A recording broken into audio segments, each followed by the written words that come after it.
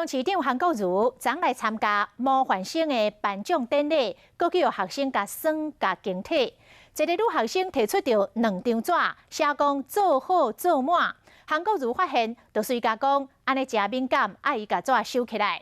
韩国瑜讲，会当当选模范生是真无简单的代志，家长无应该互这个公营的时刻走精变调。 模范生一个上台，甲市长韩国瑜翕相，煞来有一名女学生上台。伊掀开黏伫奖牌两边的纸，顶面有写“做好做满”4个字。韩国瑜发现有淡薄仔碍眼，爱女学生甲纸收起来。这位人母高中的女学生讲，伊只是想要表达家己想要讲的话。我是觉得说，就希望他可以做好他的职务这个工作，然后再去进一步他的下一个阶段。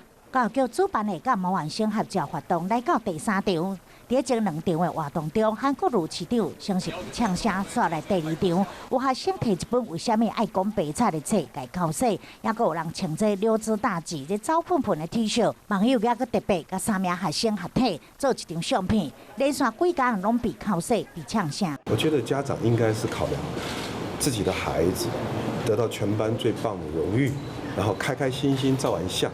所以不用去想到太多。韩国瑜认为，几个学生的行为可能拢是受到家长的影响，只是这学生为着要表达意见，嘛真正是有无限的创意。